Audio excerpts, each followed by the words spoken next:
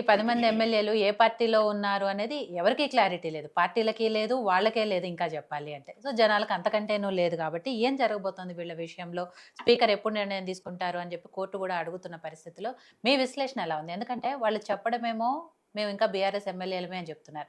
కానీ అక్కడ కాంగ్రెస్ పార్టీకి సంబంధించిన ప్రభుత్వ అధికారిక కార్యక్రమాలు ఏవైతే ఉన్నాయో వాటిలో పాల్గొంటున్నారు. ఏం జరుగుతుంది? బీఆర్ఎస్ ఎమ్మెల్యేలు ఏం చెప్పినా, సుప్రీంకోర్టు న్యాయమూర్తులు ఏం చెప్పినా, కాంగ్రెస్ పార్టీ ప్రతినిధులు ఏం చెప్పినా, బీజేపీ ఏం చెప్పినా అంతా ఆ దేవుడు పలికిస్తున్నాడు వాడు నా విధంగా. ఒక జగన్నాటకం నడిపిస్తున్నాడు ఆ దేవుడు. ఎందుకు అంటే అదే సుప్రీంకోర్టులో రాజకీయ నాయకుల మీద ఉన్నటువంటి కేసులన్నింటిలో కూడా ఏడాది లోపల పరిష్కరించాలని అదే సుప్రీంకోర్టు చెప్పింది. ఆ చెప్పినటువంటి సుప్రీంకోర్టు ఇంతవరకు అలాంటి ప్రాసెస్ ఎక్కడ ఏ రాష్ట్ర హైకోర్టును కానీ లేదా ఇతర కోర్టులను కానీ మీరు ఎందుకు చేయలేదని ఇంతవరకు ప్రశ్నించలేదు. మరి అటువంటిప్పుడు స్పీకర్ల వ్యవస్థ మీద లేనటువంటి అధికారాలని సుప్రీంకోర్టు కానీ లేదా హైకోర్టు కానీ ఏ విధంగా ప్రశ్నిస్తుంది? దానికి ఉన్నటువంటి రాజ్యాంగబద్ధమైనటువంటి లేదా నైతిక పరమైనటువంటి భక్తి ఏమిటనేటువంటి ప్రశ్న సహజంగా తెలియదు. ఇప్పుడు ఏదైనా ఒక కోర్టులో క్రిమినల్ కేసు కావచ్చు, సివిల్ కేసు కావచ్చు, మరొక కేసు ఏదైనా కావచ్చు, మనం ఇదిగో న్యాయమూర్తి గారు మీరు 5 ఏళ్లలో లేదా 5 నెలల్లో ఈ కేసును మీరు పరిష్కరిస్తారా లేదా అనేటువంటి అడిగే హక్కు మనకు ఉన్నదా? లేదు, మనకు రాజ్యాంగం అటువంటి హక్కు మనకు కల్పించలేదు. స్పీకర్ వ్యవస్థలో ఉన్నటువంటి వ్యక్తులు కూడా స్పీకర్ కూడా క్వాజీ జ్యుడిషియల్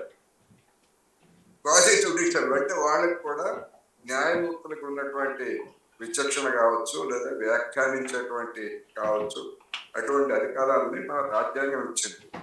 ఆ రాజ్యాంగం ఇచ్చినప్పుడు మరి క్వాజీ జ్యుడిషియల్ ఇంకొక న్యాయ వ్యవస్థ ఇంకొక న్యాయ వ్యవస్థ వ్యవహారాల్లో ఏ విధంగా జోక్యం చేసుకుంటుంది? అదే కదా సమస్య. ఇప్పుడు సుప్రీంకోర్టు న్యాయమూర్తులు చెప్పింది కూడా అదే. దాని అర్థం ఏంటి? అయితే మేము అడగొచ్చు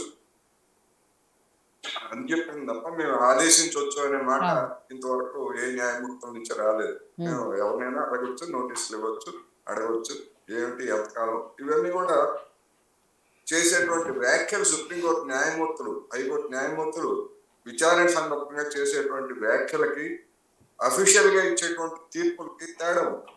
వ్యాఖ్యలు ఎన్నైనా చేయొచ్చు, కానీ వాటిని తీర్పుల రూపంలో ఇవ్వడానికి వాళ్ళకి కూడా కొన్ని ఆటంకాలు ఉంటాయి.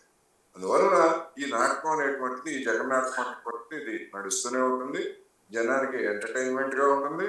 మనకి మాట్లాడుకోవడానికి పని పాట లేకుండా ఇవన్నీ చేసుకోవడానికి మన అందరికి కూడా ఒక కాలక్షేపం కబుర్లాగా ఉంటాయి తప్ప ఏమి జరిగేది ఏమి ఉండదు అనేది నా అభిప్రాయం. ఎందుకంటే ఆ సుప్రీంకోర్టు న్యాయమూర్తి చెప్పాడు కదా, రాజ్యాంగ ధర్మాసనాలే దీని గురించి ఏమి స్పష్టంగా ఏమి చెప్పలేదు అని చెప్పేసి ఆయనే వ్యాఖ్యానించిన తరువాత దానికి భిన్నంగా వాటిని పరిగణలోకి తీసుకోకుండా లేదా తీసుకొని ఏ విధమైనటువంటి తీర్పులు ఆదేశాలు ఇస్తారు?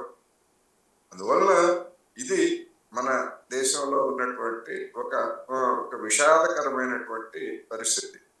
రాజ్యాంగ స్ఫూర్తిని దెబ్బతీయడంలో ఏ పార్టీ కూడా చిత్తశుద్ధితో వ్యవహరించట్లేదు. దానిలో ఉన్నటువంటి లోపాలని ఏ విధంగా వినియోగించుకోవాలని తప్ప మరొకటి లేదు. అందువల్ల మరి నేర చరిత్రలుగా ఉన్నటువంటి వాళ్ళని అభ్యర్థులుగా పెట్టమని ఎవరైనా చెప్పిందా? రాజ్యాంగం కానీ లేకపోతే నైతిక విలువలు కానీ లేదా భారతీయ విలువలు కానీ ఎక్కడైనా చెప్పాయా? చెప్పలేదుగా. అటువంటి వాళ్ళు దూరంగా పెట్టమనే కదా మన వాళ్ళు చెప్పింది. మరి ఎందుకు కనపెడుతున్నారు? అందరికంటే మేము నైతిక విలువలు ఎక్కువగా మేము పాటిస్తున్నాము, మా నైతిక విలువల పార్టీ అని చెప్పుకునేటువంటి పార్టీ కూడా మరి నేరస్తుల సంఖ్యని గణనీయంగా పెట్టిందిగా. మనందరికి కళ్ళ ముందు ఉన్నాయి. ఏ రాష్ట్రంలో ఏ అభ్యర్థులు, ఏ ఎమ్మెల్యేలు, ఎంపీలు ఎంత నేర చరిత్ర గల వాళ్ళు ఉన్నారు కదా. అందుకని ఇవన్నీ కూడా ఏంటంటే చెప్పుకోవడానికి బాగానే ఉంటాయి. అధికారంలో ఉన్నప్పుడు ఒక వాదన, అధికారంలో లేనప్పుడు ఒక వాదన. ఇప్పుడు మన వెంకట నాయక్ గారు మీరు ఎందుకు సస్పెండ్ చేయమని అడగలేదు. మరి గతంలో కాంగ్రెస్ సస్పెండ్ చేసిన దాఖలాలు లేవు కదా. బీఆర్ఎస్ లోకి వెళ్ళినటువంటి ఎమ్మెల్యేలు కాంగ్రెస్ చేసింది కదా. పక్కనే ఉన్నటువంటి తెలుగుదేశం పార్టీ చంద్రబాబు నాయుడు గారి సతీమణి మీద తీవ్రమైనటువంటి వ్యాఖ్యలు చేసినటువంటి అతన్ని కూడా పార్టీ నుంచి సస్పెండ్ చేయలేదు. వైసీపీలో చేరి వ్యవహారం చేస్తూ ఉంటే ఎవరిని సస్పెండ్ చేయలేదు కదా. అదేవిధంగా వైసీపీ రఘురామకృష్ణరాజు గారు వాళ్ళకి మధ్య వచ్చినటువంటి డబ్బు తగాదాల్లో ఆయన కూడా అనేక పుంఖాలుగా వీడియోలు పెడుతున్నా, లేదా ఇంకోటి సెటైర్లు వేస్తున్నా, ఇంకోటి వేస్తున్నా 5 సంవత్సరాల పాటు సస్పెండ్ చేయడం కానీ ఇతర యాక్షన్ కానీ తీసుకోలేదు కదా వైసీపీ కూడా. ఒకవేళ సస్పెండ్ చేసినా గానీ అదేమి పార్టీ నుంచి బహిష్కరించినట్టు కాదు. పార్టీ నుంచి బహిష్కరిస్తేనే అతని సభ్యత్వం ఏ పార్టీలో చేరటానికైనా ఆ సభ్యుడికి కానీ సభ్యురాలకు కానీ రైట్ ఉంటుంది. సస్పెండ్ చేయడం అంటే ఏంటంటే అతని కార్యకలాపాలు, అతను లేదా ఆమె కార్యకలాపాలను పరిమితం చేయడం తప్ప మరొకటి కాదు. విప్ జారీ చేయడం, సస్పెండ్ చేయడం. ఇప్పుడు మొన్న బీఆర్ఎస్ పార్టీ ఒక ప్రమాదకరమైనటువంటి ఆలోచన చేస్తుంది. మేము 2వ క్యాండిడేట్ పెడతాము, మేము విప్ జారీ చేస్తాము, విప్ జారీ చేసి విప్ను ధిక్కరిస్తే అప్పుడు తెలుస్తాము అని చెప్పారు. కానీ అది జారీ చేసి ఉంటే అసలైన పరీక్ష ఆ 10 మంది ఎమ్మెల్యేలకు కానీ లేకపోతే వారికి కానీ తెలియలేదు. మరి ఎందుకని చేయలేదు? వాళ్ళు నిజంగా చేసి ఉండొచ్చు కదా. నిజంగా వాళ్ళ మీద జనంలో వాళ్ళని ఎక్స్పోజ్ చేయడానికి, లేదా వాళ్ళ గురించి వాళ్ళని విప్ ధిక్కరించారనేటువంటి అది పక్కా ఆధారం. ఏ స్పీకర్ కానీ ఎవరు కూడా విప్ ధిక్కరించిన తర్వాత వాళ్ళ మీద యాక్షన్ తీసుకోవడానికి అవకాశం ఉండదు. ఎందుకనేటువంటి అవకాశాన్ని మరి టిఆర్ఎస్ పార్టీ ఉపయోగించుకోలేదు. ఇలాంటి అనేకమైనటువంటి చర్చలు, తర్కాలు ఇవన్నీ కూడా సాగుతుంటాయి కనుక ఇప్పుడు కూడా రేపు స్పీకర్ గారు నోటీస్ పిలుస్తారు. ఏమని చెప్తారు? అభిప్రాయం మేము వేసుకుంటే కాంగ్రెస్ కండువా కాదు, జాతీయ జెండాలో 3 రంగులు ఉన్నాయి, ఆ 3 రంగుల జెండా వేసుకున్నామని చెబుతారు. లేదా ఇంతకు ముందే చెప్పినట్టుగా కొంతమంది చెప్పినట్టుగా దేవుడి కండువా వేసుకున్నాం, దేవుడి కండువా కూడా అలాగే ఉంది, అందుకని దాన్ని కాంగ్రెస్ కండువాగా భ్రమించారు తప్ప మేము కాంగ్రెస్ కండువా కప్పుకోలేదు అంటారు. కాంగ్రెస్ కండువా మీద కాంగ్రెస్ గుర్తేం ఉండదుగా. అందువల్ల ఇవన్నీ తప్పించుకోవడానికి స్పీకర్ గారు కూడా ఏం చేస్తారు? అవును, నేను విచారిస్తున్నాను, ఇంకా విచారిస్తాను, ఇంకా విచారిస్తాను అనే పేరుతోటి 5 సంవత్సరాల పాటు విచారణ జరుపుకునే ఉన్నారనుకోండి, ఏం చేస్తారు స్పీకర్ని?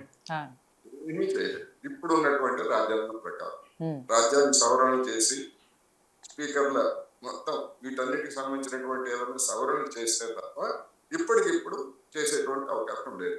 మరి అది చేయడానికి కేంద్రంలో ఉన్నటువంటి బీజేపీ పెద్దలు అనేక రాజ్యాంగ సవరణలు చేశారు కదా. మరి ఇది అనేక రాష్ట్రాల్లో ఈ సమస్య చాలా సంవత్సరాల నుంచి ఆ ఫిరాయింపుల నిరోధక చట్టం వచ్చినప్పటి నుంచి ఏదో రూపంలో వస్తూ ఉంది. మధ్యలో కొన్ని నిబంధనలు మార్చారు. ముందు 1/3 అన్నారు, చీలికి 1/3 కాదు మరి 2/3 అని చెప్పారు.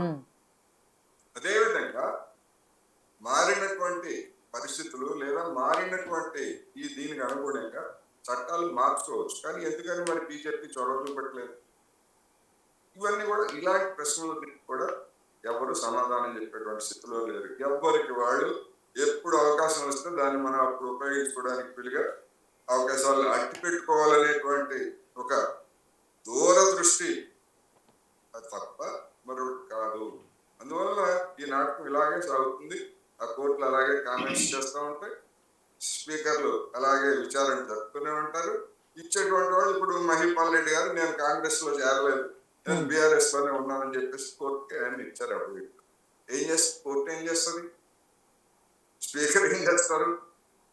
లేదు, అభివృద్ధి కోసం నేను అధికారిక కార్యక్రమాల్లో పాల్గొనడం తప్పేం కాదు, ఎమ్మెల్యే కాకపోయినా పాల్గొనొచ్చు, అధికారుల కార్యకలాపాల్లో పాల్గొనడం ఎక్కడ నిషేధం లేదుగా. ఫిరాయింపులు నిరోధక చట్టంలో ఒక ఎమ్మెల్యే అభివృద్ధి కార్యక్రమాల్లో అధికారంలో ఉన్నటువంటి పార్టీతోటి ప్రతిపక్షానికి చెందిన వాళ్ళు పాల్గొనకూడదు, వాళ్ళ పక్కన కూర్చోకూడదు, పక్కనే గాలి పీల్చకూడదు, ఇట్లాంటి నిబంధనలు ఏమి లేవు కదా. కానీ అనేక లోపాలు ఉన్నాయి, అనేక అవకాశవాదాలు ఉన్నాయి, అనేకమైనటువంటి లోపాలు ఉన్నాయి. ఇప్పుడు కాంగ్రెస్ పార్టీ కూడా సూటిగా మాలో చేరారు అని కూడా చెప్పుకోలేదు. ఎందుకంటే చేరారని చెప్పుకుంటే దీన్నే సాక్ష్యంగా రేపు మళ్ళీ కోర్టులో ప్రవేశపెట్టేటువంటి అవకాశం కూడా ఉంటుంది, లేదా స్పీకర్ ముందు ప్రవేశపెట్టేటువంటి అవకాశం కూడా ఉంటుంది. కానీ ఇది ఒక జగన్నాటకం. ఈ నాటకం ఇట్లాగే సాగుతూ ఉంటుంది అనేది మాత్రం నేను చెప్తాను. రైట్. సో వెంకట నాయక్ గారు, రాజ్యాంగంలోనూ చట్టంలోనూ ఇలాంటి చిన్న చిన్న లోటుపాట్లు, లొసుగులు ఇట్లాంటి వాటిని పెట్టుకొని అన్ని పార్టీలు, మీరు ఒకళ్ళే కాదు, గతంలో